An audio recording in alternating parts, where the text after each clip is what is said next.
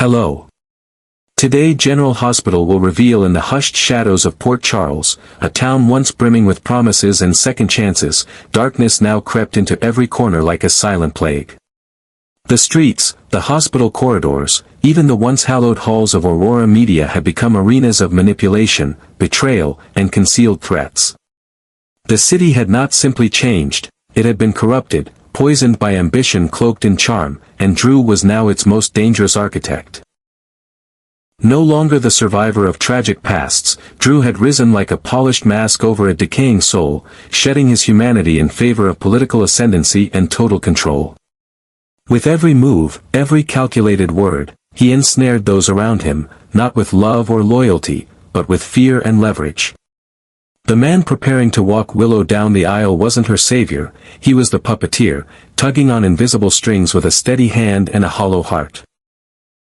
Disguised as a devoted fiancé, Drew had begun an operation far more sinister than most would believe.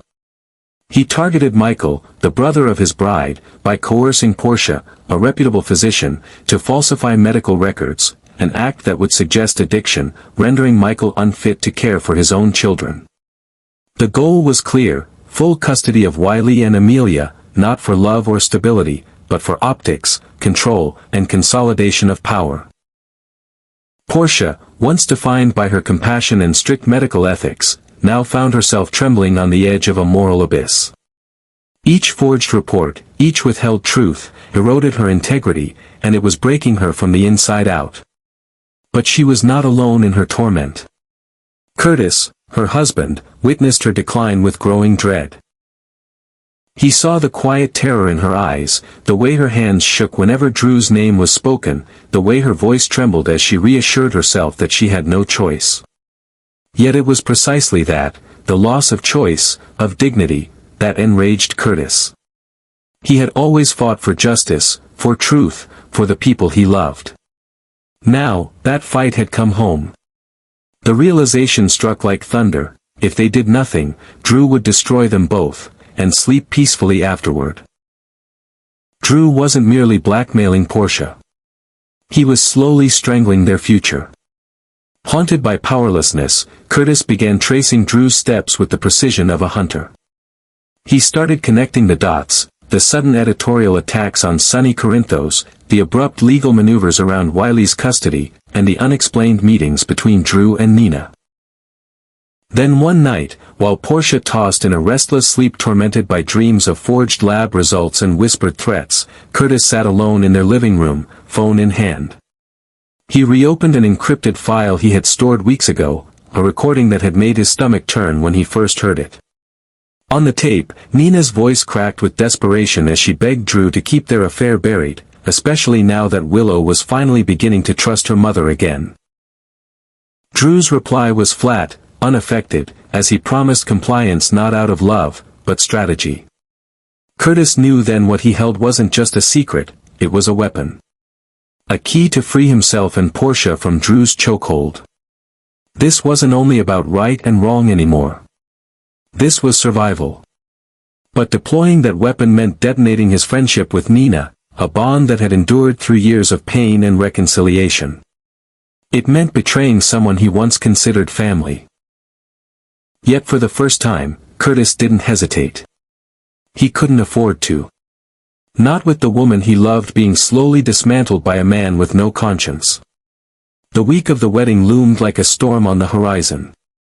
While Port Charles prepared to celebrate another seemingly perfect union, Curtis and Portia readied themselves for war.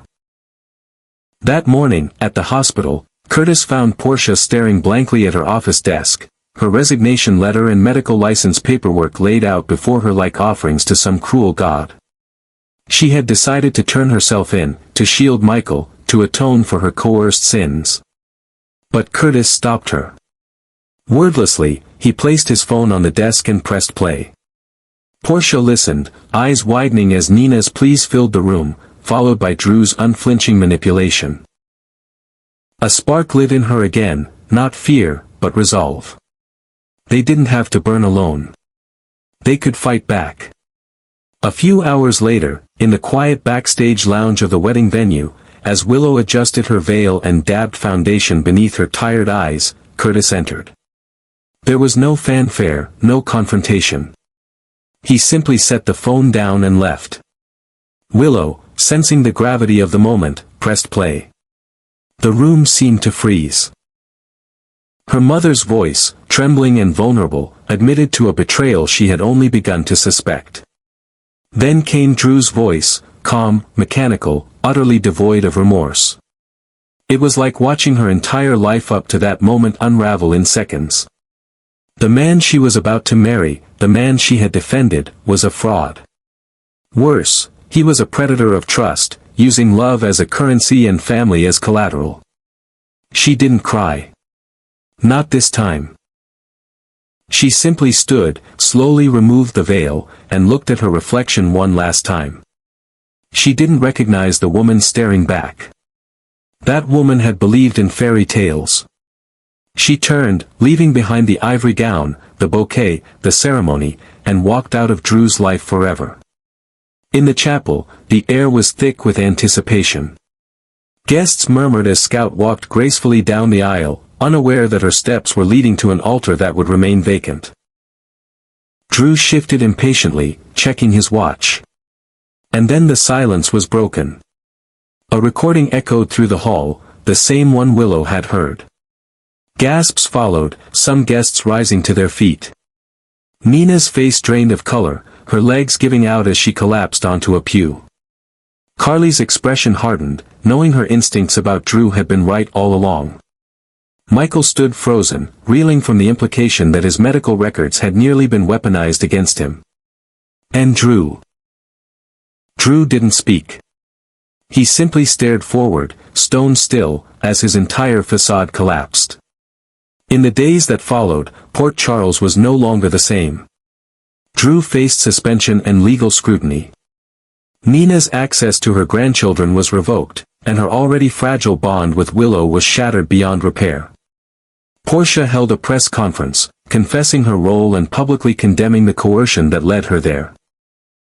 Instead of jail, she was placed on indefinite medical leave, but her bravery sparked support from other professionals who had once been similarly silenced. Curtis, though scorned by some for betraying Nina, was seen by others as the man who finally pierced the veil of Drew's empire. As for Willow, she disappeared from the public eye. She left Port Charles with a single suitcase and no forwarding address. Rumors swirled. Some claimed she had gone to live with an aunt in Vermont, others whispered of her checking into a wellness retreat near Lake Tahoe. But wherever she was, those who loved her hoped she was finally healing, free from the lies and pressure that had caged her for so long. Port Charles had been shaken, its illusions torn down by a single act of courage, one man standing against the tide to save the woman he loved.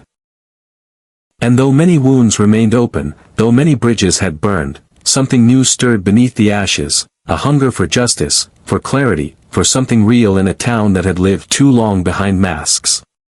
Curtis hadn't just saved Portia. He'd started a reckoning. And Port Charles would never be the same. Inside the grand wedding hall, adorned with soft ivory drapery and white roses meticulously arranged along every pew, the atmosphere had been brimming with joy and solemn expectation. A string quartet played gentle chords as guests whispered excitedly about the imminent union between Drew and Willow. The air smelled faintly of lilacs and old money. At the center of it all, Scout stepped onto the aisle with a tender innocence, a delicate smile brightening her youthful face. She wore a simple floral headpiece and held a small bouquet, a picture of purity and hope. Yet behind her, the space that should have been occupied by the bride remained conspicuously empty. The subtle hum of anticipation transformed into puzzled murmurs, like ripples moving through a pond disturbed by a sudden breeze. At first, Drew smiled politely, assuming a slight delay, perhaps a wardrobe issue or a minor emotional moment that Willow needed to gather herself.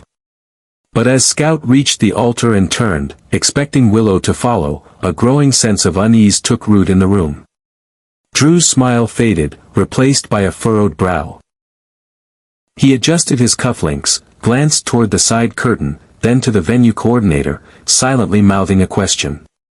But no one seemed to have an answer. Seconds stretched painfully long. The music stopped. Guests began shifting in their seats, their murmurs now questions spoken aloud. Drew stepped away from the altar, his face tightening with each step toward the side hall. He pushed through the doorframe into the corridor beyond, seeking Willow, his tone low but tense as he asked for her by name. Before he could get far, however, a sharp, high-pitched feedback rang out through the speakers in the wedding hall, silencing the crowd. The house lights dimmed briefly, then surged back on. All eyes turned toward the source of the noise. A second later, a voice crackled over the loudspeakers, unmistakably Nina's, trembling with desperation. Then came Drew's voice, calm, calculated, cold. The audio was clear, unflinching. It was the same recording Curtis had given to Willow, the very proof of Drew and Nina's hidden affair and manipulative partnership. Their voices filled the cathedral-like space, echoing through the high ceilings, bouncing off the marble walls and floral arrangements. The guests froze in collective disbelief as sentence after sentence laid bare the depth of their deceit. Nina's pleading. Drew's strategy to exploit Willow's trust. A confession not intended for public ears had now become the soundtrack to the collapse of an entire illusion. Gasps followed. A few guests stood up, stunned. Others looked at Drew, whose face had drained of color. The man who moments ago exuded confidence and control now stood paralyzed in the aisle, his hands slack at his side, eyes darting wildly for a way to reclaim authority. But it was too late. The veil had lifted. The masks had fallen. Nina, seated near the front, covered her mouth with shaking hands as the truth unraveled before the very people whose acceptance she had fought so desperately to earn. Her knees buckled, and she collapsed into the pew behind her. Sobs racked her frame, not just from guilt, but from the crushing realization that she had lost Willow, again, perhaps forever. There would be no mending, no reconciliation. Her daughter had vanished, and this time, she had taken all forgiveness with her. Amid the stunned silence, Carly rose slowly from her seat, her expression unreadable, but her presence firm. She had played her part alongside Liesl and Curtis, ensuring the truth came to light in a way that couldn't be denied, distorted, or ignored. She knew Drew better than most, had seen glimpses of this ruthless side before, but this was a betrayal of epic proportions. Her instincts had been right. She had warned Willow. She had tried to stop this. Curtis stood across the room with Portia beside him, her hand entwined with his, both of them watching the scene unfold with cautious relief. Their battle was not over. They had betrayed Nina, yes, a painful truth neither of them took lightly. But they had also freed themselves from Drew's grip and exposed a danger that could have destroyed more lives. Portia had nearly sacrificed her license, her integrity, and her soul. Curtis had been moments away from losing himself entirely to fear and silence. But now, they stood firm. Bruised, but unbroken. Guests murmured again, louder this time. Questions were whispered, alliances reconsidered. A few turned and left. Others stayed, watching Drew with expressions of revulsion or pity. The wedding was over before it began. There would be no vows, no rings exchanged, no first dance beneath the twinkling lights. There would only be aftermath. And in that moment, Curtis understood something deeply unsettling. Drew hadn't just lost Willow. He had lost the illusion of decency he had spent years constructing. With one recording, one undeniable truth, everything he had built crumbled into dust.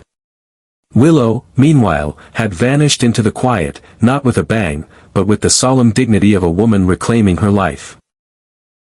She had slipped away without a word, without accusation, leaving only silence and a white dress hanging like a ghost of what could have been. As the hall emptied slowly, Curtis and Portia remained at the back, hands still entwined. Their faces were grave but resolved. They knew the storm wasn't over. Drew wouldn't fall without resistance, and Nina would either seek vengeance or disappear into shame. But in that moment, they had done the right thing. Even if it meant breaking hearts and severing friendships. They had ended the reign of a manipulator. They had chosen light over silence. Outside, the sun had begun to set, casting long golden rays across the Port Charles skyline. A day meant for celebration had turned into a reckoning, and while many would mourn what was lost, others would breathe easier, freed from secrets. Somewhere out there, Willow walked alone, no longer tethered to lies, no longer caught in the grip of others' agendas. And in the quiet spaces between judgment and redemption, a new path was beginning to unfold, not just for her, but for everyone willing to rise from the ruins. In the days that followed the disastrous wedding that never was, silence wrapped around Port Charles like a mourning shroud. The city, once buzzing with anticipation over the high-profile union of Drew and Willow, was now consumed by the shockwaves of the scandal that erupted within the hallowed confines of the ceremony. There were no press releases, no formal statements from Aurora Media or the Quartermain estate. There was only absence, and in the eye of that absence was Willow. She vanished without ceremony. No luggage was seen being packed, no messages left behind, no goodbye texts sent to friends or family. One moment she was there, on the cusp of what should have been a new beginning, and the next, she was gone. As though the woman who had trusted too deeply and been burned too often had chosen to step off the grid, to reclaim something far more valuable than a marriage, her peace. Rumors whispered through the corridors of the hospital and spilled through the offices of Crimson and Aurora. Some claimed she'd fled to the mountains of Vermont, others said she had gone abroad under a different name. But none could verify anything. Willow had severed the cords that had bound her to Port Charles. What remained was silence, powerful, purposeful silence. Meanwhile, Drew's carefully curated life was unraveling thread by thread. The Federal Ethics Board launched an immediate investigation into the allegations levied against him, spurred not only by the public release of his manipulative recordings but also by a series of internal memos and falsified documents unearthed by anonymous sources, likely Curtis, working behind the scenes. Aurora Media's board of directors placed Drew on indefinite suspension, stripping him of his operational power pending the inquiry. Once hailed as a war hero turned savvy businessman, Drew now faced accusations ranging from coercion to abuse of public trust, and possibly even witness tampering. Allies disappeared overnight. Investors backed away. Staff whispered behind closed doors, and every inch of respect he once commanded crumbled under the weight of his own ambition. Nina, too, found herself standing in the rubble of her own making. Her role in the cover-up, her affair with Drew, and the emotional damage she inflicted upon her already fragile daughter made her a pariah almost instantly. The court rescinded her visitation rights with Wiley and Amelia, citing instability and emotional endangerment. Crimson, her pride and creative sanctuary, became a hollow office where editorial staff avoided eye contact. Social invitations dried up. Neighbors turned away. The people who once excused her flaws as the actions of a grieving mother now saw her as complicit in one of the most disturbing scandals to shake Port Charles in years. But perhaps the most crushing blow was the silent phone that never lit up again, the call from Willow that would never come. And yet, amid the ashes, Curtis stood tall. Having dared to expose a truth many others preferred to ignore, Curtis found himself marked by the same shadows that had once shielded Drew. Whispers began to surround him too, threats masked as political inquiries, sudden freezes on funding for his community center, veiled messages from unknown numbers warning him to step back before it was too late. The powers that had propped up Drew for years now turned their attention toward the man who had shaken their foundation. But Curtis was no longer afraid. He had chosen to walk through fire, and though the heat still licked at his heels, he stood grounded in the knowledge that truth was on his side. For too long, Port Charles had been controlled by those who cloaked malice in professionalism, who manipulated legal systems and medical records like chess pieces. But Curtis had decided, no more. With Portia at his side, he began reaching out to others. Whistleblowers, old colleagues, disillusioned officials who had grown tired of the rot beneath the city's polished surface. Each story added a thread to the tapestry he was weaving, a case that would not only exonerate Portia fully but expose the extent of systemic corruption. What started as an act to save his wife and Willow had turned into a campaign for reform. And as more names surfaced, as more victims found the courage to speak, it became clear that what had begun as a wedding scandal was now transforming into a reckoning, a quiet revolution, not led by guns or politics, but by truth and the resilience of the wounded. Scout, though still young, understood the magnitude of what had happened. She had witnessed the lies, had seen the pain on Willow's face as she listened to that damning recording, and felt the weight of a world where adults used power like weapons. But rather than be jaded, she grew stronger. Under Curtis and Portia's mentorship, Scout began speaking out in small ways, at school, in writing, in conversations with her peers. She had seen firsthand what silence could cost. She would not be another generation complicit in deceit. As the weeks passed, the ripples grew wider.